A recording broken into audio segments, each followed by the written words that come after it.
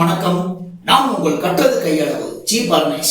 இன்னைக்கு நம்மளுடைய சேனல்ல ரீமேக் திரைப்படங்களை பற்றி அலசல்கள் காணொலியில பத்மபூஷன் கேப்டன் அவர்கள் அதிரடியான போலீஸ் அதிகாரியாக நடித்து 1990 வெளிவந்த புலன் விசாரணை அண்ட் இந்தி ரீமேக் இந்த இரண்டு திரைப்படங்களை பத்தி தான் இந்த காணொலியில நம்ம பார்க்க போறோம்.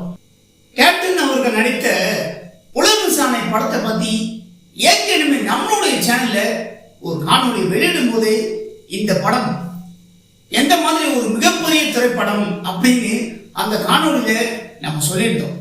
அதாவது த்ரில்லர் மூவிலேயே பாத்தீங்கன்னா டெக்னாலஜிலாம் வளராத போதே 1990 இந்த படம் ஒவ்வொரு காட்சிகளும் இயக்குனர் ஆர்.கே. செல்வமணி அவர்கள் மிரட்டி இருப்பாரு அப்படின்னு தான் சொல்லணும். இந்த படத்துல பேக்ரவுண்ட் மியூசிக் கூட பாத்தீங்கன்னா இசைஞானி இளையராஜாவோட பேக்ரவுண்ட் மியூசிக்லாம் இந்த படத்துக்கு ஏத்த மாதிரியே ஏன்னா இந்த புலன் விசாரணை படத்தை பொறுத்த வரைக்கும் பாத்தீங்கன்னா இது ஒரு முழு நீள ஆக்ஷன் த்ரில்லர் மூவி அப்படின்னு தான் சொல்லணும். ஒரு சில திரைப்படங்கள்லாம் பார்க்கும்போது திரையரங்குகளில் பாத்தீங்கன்னா இந்த சீன் தேவையில்லாத சீன் வந்தா ஐயோ இந்த சீன் போர் அடிக்குது அப்படின்னு சொல்லிட்டு திரையரங்குகளை வெளியே கண்ணாடி டோர் இருக்கும், அதுல நம்ம காத்து வாங்குவோம்.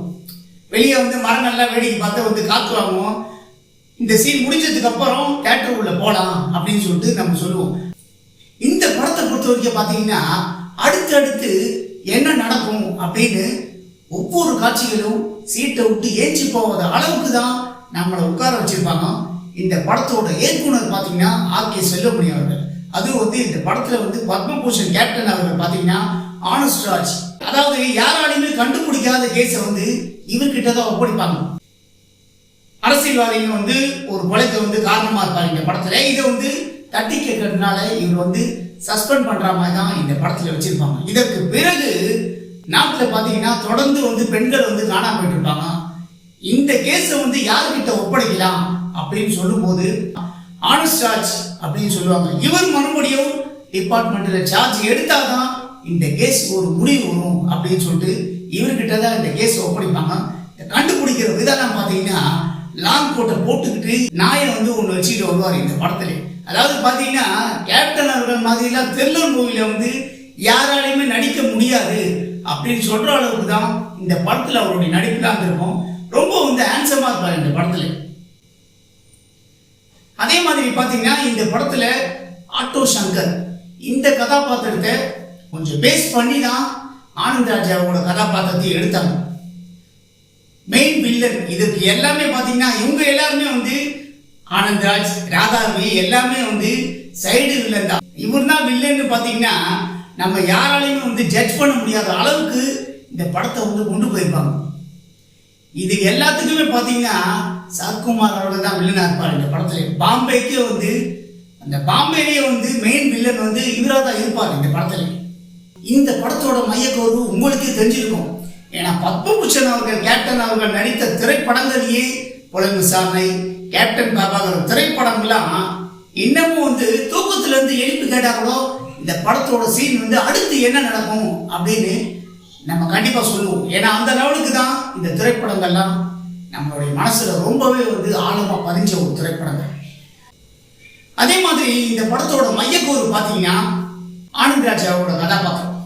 இவரு இந்த படத்துல பொண்ணுங்களை கூப்பிட்டு காதாரை கிட்ட விடுவாரு. அதற்கு பிறகு பாத்தீங்கன்னா இவங்களை எல்லாரையும் அதாவது பொண்ணுங்களையும் சரி அதே மாதிரி ஜென்ஸையும் உடல் உறுப்புகளை எடுத்து இதை பாம்பேல இதை பாத்தீங்கன்னா ஒரு பிசினஸா சரத்குமார் அவர்கள் பண்ணிட்டு இருப்பாரு. இதை கேப்டன் அவர்கள் இந்த படத்துல எப்படி கண்டுபிடிக்கிறாரு அப்படிங்கிறது தான் இந்த படத்தோட கதை. தொடர்ந்து பெண்களும் ஆண்களும் காணாம போயிட்டே இருக்காங்க, இதுக்கெல்லாம் நீங்க என்ன ஆக்ஷன் எடுக்கிறீங்க அப்படின்னு சொல்லிட்டு போலீஸ் டிபார்ட்மெண்ட்ல பேசும்போது தான் இவர் தான் இந்த கேஸ் கண்டுபிடிக்கிற மாதிரி தான் இந்த படத்தை வச்சிருப்பாங்க.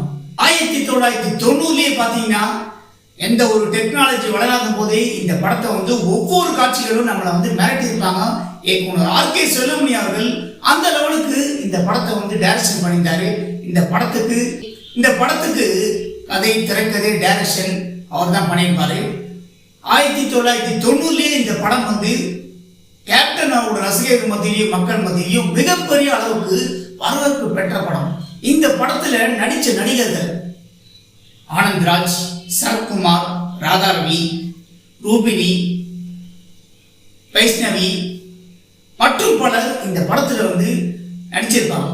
இந்த படத்துல நடிச்ச நடிகர்கள் எல்லாரையுமே வந்து ரொம்பவே பிரமாதமான முறையில் ஆர்கே செல்வமணி அவர்கள் நடிக்க வச்சிருப்பார். ஏற்கனவே இந்த படத்தை பத்தி ஒரு காணொளி வெளியிடும் போதே நம்ம சொல்லியிருந்தோம், இந்த படத்தை வந்து கண்டிப்பா ரீமாஸ்டர் வெர்ஷன்ல மறுபடியும் திரையரங்குகளில் ரீரிலீஸ் பண்ணணும் அப்படின்னு. இப்ப பாத்தீங்கன்னா இந்த படத்தை பொறுத்த வரைக்கும் 1990 மிகப்பெரிய அளவுக்கு வெற்றி பெற்ற ஒரு திரைப்படம். இப்ப இந்த படத்தை டிஜிட்டல் வெர்ஷன்ல ரீரிலீஸ் பண்ணா கூட மிகப்பெரிய அளவுக்கு வரவேற்பு கிடைக்கும். தெலுங்குலையும் சரி இந்த படத்தை வந்து மொழி மாற்றம் பண்ணி தான் ரிலீஸ் பண்ணாங்க. ஏன்னா கேப்டன் அவர்கள் படத்தை பொறுத்த வரைக்கும் பார்த்தீங்கன்னா கேப்டன் அவர்கள் தமிழை தவிர்த்து எந்த ஒரு மொழியிலையும் நடிக்கல. ஆனா அவரோட படங்கள்லாம் பார்த்தீங்கன்னா தெலுங்குலையும் மொழி மாற்றம் பண்ணியிருக்காங்க, மலையாளத்திலையும் வந்து மொழி மாற்றம் பண்ணியிருக்காங்க. மிகப்பெரிய அளவுக்கு சில திரைப்படங்கள்லாம் வந்து வரவேற்பு பெற்று இருக்காங்க.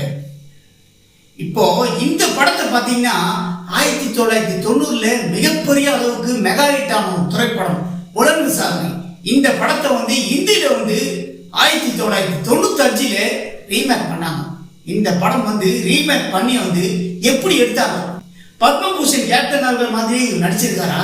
கண்டிப்பா வந்து கேப்டன் அவர்கள் மாதிரி யாராலையுமே நடிக்க முடியாது. ஆனா இவரோட பாணியாவது இந்த படத்துல வந்து இவர் நல்லா நடிச்சிருக்காரா? இந்தியில வந்து இந்த படத்தை வந்து ரீமேக் பண்ணாங்க.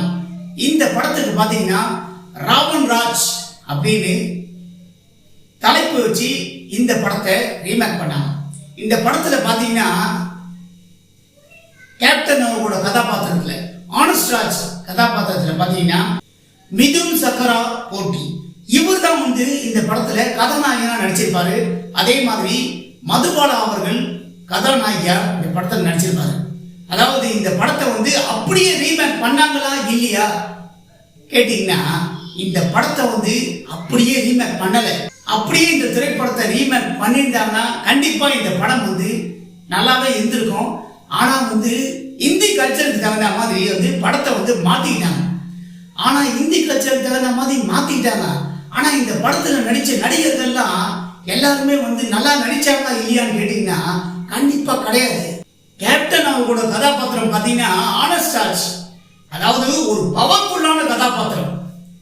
இப்படிப்பட்ட கதாபாத்திரத்தை இவர் வந்து எப்படி நடிச்சிருக்காரு அப்படின்னு கேட்டீங்கன்னா இவருக்கு வந்து கொலைகளை கண்டுபிடிக்கிறத விட 6 பாட்டு வந்து டூயட் வச்சுக்கிட்டு மதுபாலா கூட வந்து டூயட் பாடத்துக்கு தான் இவருக்கு இந்த படத்துல வந்து நடிக்கிறதுக்கு வந்து சந்தர்ப்பம் கொடுத்துருக்காங்க. ஏன்னா அப்படிதான் இந்த படம் இருந்திருக்கு. இந்த படத்துல பாத்தீங்கன்னா 6 பாட்டுமே மதுபாலா கூட வந்து இவர் டூயட் பண்ற மாதிரி தான் இந்த படத்துல வச்சாங்க. இந்தி கல்ச்சருக்கு தகுந்த மாதிரி படத்தை வந்து மாத்துங்க. 6 பாட்டு வச்சு டூயட் வச்சு இந்த படத்தை வந்து இந்த ஸ்டோரியை வந்து கெடுத்துட்டாங்க என்ன கேட்டீங்கன்னா. அதாவது இந்த படத்தை பார்க்குறவங்க எல்லாரும் பாத்தீங்கன்னா இது புலன் விசாரணை கதை தானா அப்படின்னு இந்த படத்தை பார்க்கும்போது நிறைய பேருக்கு வந்து டவுட் வரும். அதாவது ஹிந்தியில பார்த்துருந்தாங்கன்னா அட இது ஒரு புலன் விசாரணை படம் இல்லையா, இது வந்து புதுசா வந்து இவங்களே திங்க் பண்ணி எடுத்திருக்காங்க அப்படின்னு சொல்லிட்டு படத்தை பார்க்குற ஆடியன்ஸ் நினைச்சிருப்பாங்க. ஆனா இந்த படத்தை வந்து இணையதளத்துல வந்து நீங்களே வந்து ஓபன் பண்ணி பாருங்க.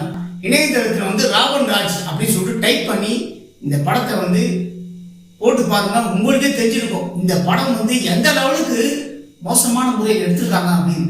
1990 இந்த படத்தை வந்து பேக்ரவுண்ட் மியூசிக்லாம் வந்து இசைஞானி இளையராஜா அவர்கள் மிரட்டினாரு.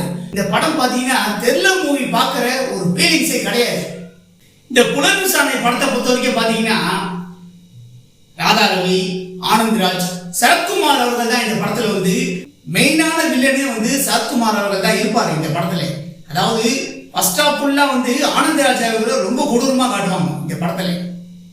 பொண்ணுங்களை வந்து அடிச்சு கடத்துறது இப்படியே தான் பண்ணிட்டு இருப்பாரு. ஆனா வந்து சரத்குமார் அவர்கள் தான் வில்லன் அப்படின்னு வந்து அவருடைய கேரக்டர் வெளிப்படுத்தும் போது ரொம்பவே வந்து என்னையா இவ்வளவு சாதுவா இருந்தாரு இப்படி வந்து பண்றாரு அப்படின்னு சொல்லிட்டு படத்தை பார்க்குற ஆடியன்ஸ் வந்து அவருடைய நடிப்பாலே வந்து மிரட்டி இருப்பாரு.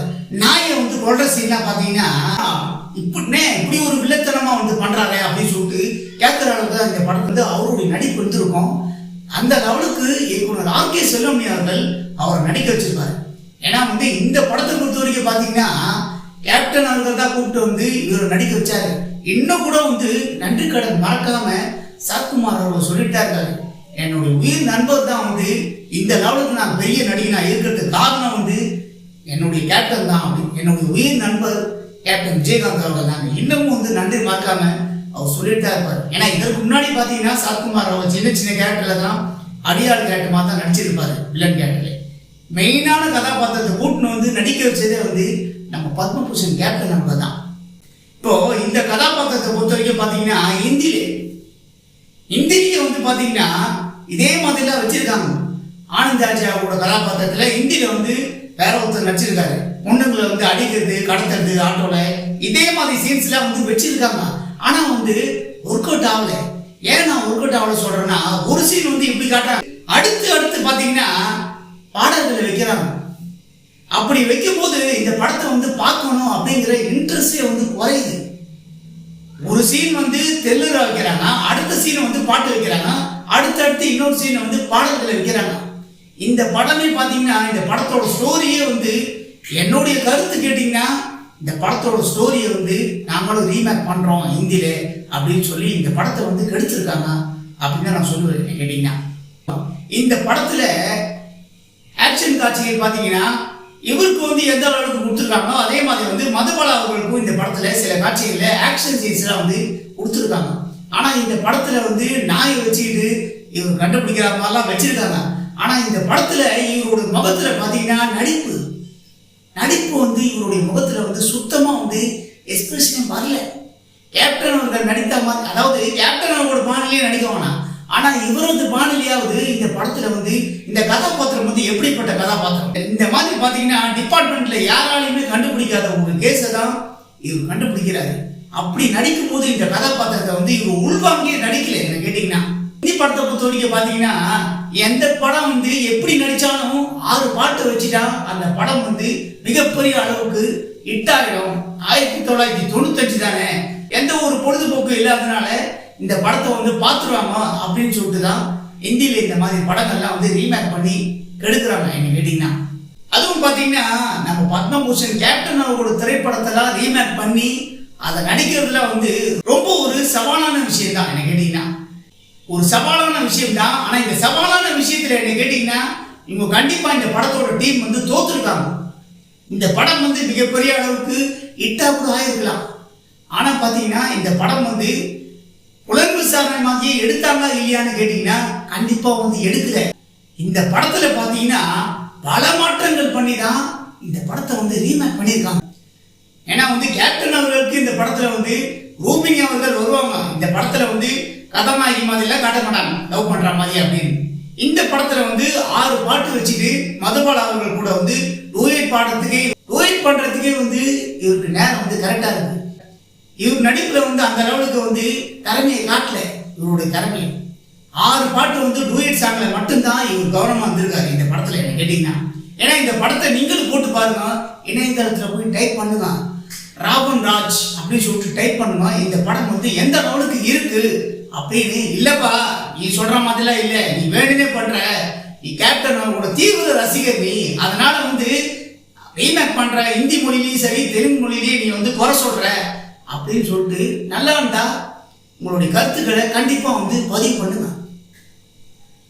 ஏன்னா இந்த படம் வந்து ஹிந்தி ரீமேக்கை பொறுத்த வரைக்கும் அப்படிதான் இருந்தது. இந்த படத்தோட முடிவு பார்த்தீங்கன்னா புலன் விசாரணை படத்துல அவங்க பொண்ணை வந்து சரத்குமார் அவர்கள் கிட்னாப் பண்ணிடுவாரு.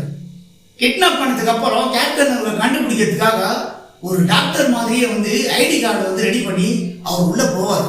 இந்த படத்துல பாத்தீங்கன்னா இதற்கு பிறகு வந்து முடிவு வந்து இவருடைய பொண்ணையை வந்து கொண்டுடாம இவங்க பாசமா வளர்த்த நாயை வந்து இந்த படத்துல வந்து கொல்ற மாதிரி வச்சிருப்பாங்க. இதற்கு பிறகு பாத்தீங்கன்னா ஒரு சண்டை காட்சி வச்சிருப்பாங்க இந்த படத்துல. சண்டை காட்சி சரத்குமார் அவர்களும் இந்த படத்துல ஒரு சண்டை காட்சி வச்சிருப்பாங்க. ரொம்ப வந்து மிகப்பெரிய அளவுக்கு ஆக்ஷன் ஃபைட் பாத்தீங்கன்னா ரொம்பவே வந்து ஃபைட் நல்லா பண்ணிருப்பாங்க 2 பேருமே இந்த படத்துல. இதற்கு பிறகு வைஷ்ணவியோட ஹஸ்பண்டை வந்து காணாம போனவங்களை எல்லாரையும் வந்து கேப்டன் அவர்கள் கண்டுபிடிச்சு கொடுத்துருவாரு. இந்த படத்துல பாத்தீங்கன்னா கடைசியில வந்து அவருடைய பொண்ணை மட்டும் இந்த படத்துல வந்து இழந்துட்டாரு. அவர் அப்பா கிடைச்சிட்டாரு. ஆனா ஆனந்த் ராஜ் அவர்களுக்கு பாத்தீங்கன்னா அவருடைய பொண்ணு வந்து அவர் இறந்துட்டாரு. Honest Raj very good man அப்படின்னு சொல்லிட்டு இந்த படத்துல சொல்லுவாங்க. அதுக்கப்புறம் கேப்டன் அவர் ஜீப் எடுத்து நடத்துவார், ஜீப் எடுப்பாரு. அதோட இந்த படத்தை முடிச்சிருவாங்க. என்னை பொறுத்த வரைக்கும் கேட்டீங்கன்னா இந்த படம் எப்படி இருக்கு அப்படின்னு கேட்டீங்கன்னா, இந்த இந்தி படம் ராவன் ராஜ் 1990 மிகப்பெரிய அளவுக்கு ஹிட்டான ஒரு த்ரில்லர் மூவி. கேப்டன் அவரோட மிகப்பெரிய நடிப்புல ஹிட்டான ஒரு மூவியை 1995 நானும் ரீமேக் பண்றேன் அப்படிங்கிற பேர்ல இந்த படத்தை இந்த படத்துல கேப்டன் அவரோட பேரையும் ஆர்கே செல்வமணி இயக்குனர் அவரோட பேரையும் டேமேஜ் பண்ணாங்க அப்படிங்கிறது தான் என்னுடைய ஒரு தனிப்பட்ட கருத்து. இந்த காணொலியோட நோக்கமும் அதுதான். இந்த படத்துக்கு டைரக்ஷன் பார்த்தீங்கன்னா இந்தி படத்துக்கு டி ராமாராவ் அவர்கள் தான் இந்த படத்தை டைரக்ஷன் பண்ணிட்டார். இந்த படத்துடைய டைரக்ஷன் பார்த்தீங்கன்னா அந்த லெவலுக்கு வெரி லெவலில் இந்த படத்தை டைரக்ஷன் பண்ணல. அதாவது இந்தி கல்ச்சருக்கு ஏற்ற மாதிரி இந்த படத்தை டோட்டலாகவே மாற்றிட்டாங்க. என்ன கேட்டிங்கன்னா அந்த லெவலுக்கு மிகப்பெரிய அளவுக்கு இந்த படம் இருக்கு அப்படின்னு சொல்ல முடியாது. புலன் விசாரணை அவரோட கேப்டன் அவரோட படத்தை கெடுத்தாங்க, ரீமேக் பண்றோங்கிற பேர்ல கெடுத்தாங்க அப்படிங்கிறது தான் இந்த காணொலியோட நோக்கம். அதே மாதிரி இந்த படத்துல நடிச்ச நடிகர்கள் பாத்தீங்கன்னா அந்த லெவலுக்கு தமிழ்ல நடிச்ச மாதிரி அந்த லெவலுக்கு யாரும் பெரிய லெவல்ல நடிச்சிருக்காங்க அப்படின்னு சொல்ல முடியாது. இந்தியில பொறுத்த வரைக்கும் அவங்க பாணியில நடிப்பாங்க. நடிப்பு ஒன்றும் அந்த லெவலுக்கு மிரட்டுற மாதிரிலாம் இல்லை. மிரட்டுற மாதிரிலாம் இந்த படத்துல இல்லை. ஒரு சாதாரண படத்துல எப்படி நடிப்பாங்களோ த்ரில்லர் மூவில நடிக்கிற மாதிரிலாம் இந்த படத்துல யாருமே நடிக்கல. ஒரு சாதாரண ஒரு ஆக்ஷன் திரைப்படம் இந்தி படத்துல எப்படி நடிப்பாங்களோ அந்த மாதிரி தான் இந்த படத்துல நடிச்சிருக்காங்க. டைரக்டர் ஒன்றும் அந்த லெவலுக்கு நடிப்புல இவங்க யாரையுமே வேலை வாங்கல நான் நினைக்கிறேன். இந்த படத்துக்கு பாத்தீங்கன்னா 2,50,00,000 இந்த படத்தோட பட்ஜெட். இந்த படத்தோட பாக்ஸ் ஆபீஸ் வசூல் பாத்தீங்கன்னா 8,81,00,000 இந்த படம் வசூல் சாதனை பண்ணியிருக்கு. என்னதான் வசூல் சாதனை பண்ணாலும் புலன் விசாரணை திரைப்படம் மாதிரி இந்த ரீமேக் இந்தி திரைப்படம் ராவன் ராஜ் எடுக்கல அப்படிங்கிறது தான் என்னுடைய ஒரு தனிப்பட்ட கருத்து. இந்த காணொலியோட நோக்கமும் இதுதான். கேப்டன் அவர்கள் திரைப்படத்தை ரீமேக் பண்ணி நடிங்க, ஆனா கேப்டன் அவரோட பேரையும் அவருடைய படத்தை டைரக்ஷன் பண்ண இயக்குனரோட பேரையும் டேமேஜ் பண்ணாம படத்தை இனிமேலாவது ரீமேக் பண்ணுது. அதாவது இந்த படத்தை ராவன் ராஜ் இந்தி படத்தை பார்த்துருந்தீங்கன்னா இந்த படம் எந்த லெவலுக்கு இருக்கு, புலன் விசாரணை மாதிரியே இருக்கா அப்படின்னு உங்களுடைய கருத்துக்களை நண்பர்கள் எல்லாரும் பதிவு பண்ணுங்க. ரீமேக் திரைப்படங்களை பற்றி அலசல்கள் காணொலியில நம்ம பத்மபூஷன் கேப்டன் அவர்கள் நடித்த Pulan Visaranai and Hindi remake movie Ravan Raj 2 படங்களை பத்தி நம்ம கொடுத்திருக்கிற இந்த காணொலியை பத்தி நீங்க எல்லாரும் என்ன நினைக்கிறீங்கன்னு உங்களுடைய கருத்துக்களை என்னுடைய கமெண்ட் பாக்ஸ்ல எல்லாரும் மறக்காம பதிவு பண்ணுங்க. நண்பர்களே, இந்த காணொளி உங்களுக்கு பிடிச்சிருந்தா லைக் பண்ணுங்க, ஷேர் பண்ணுங்க, கமெண்ட் பண்ணுங்க. ரொம்ப பிடிச்சிருந்தா ஜி பார்மேஷன் கட்டுறது கையளவு சேனலை சப்ஸ்கிரைப் பண்ணுங்க.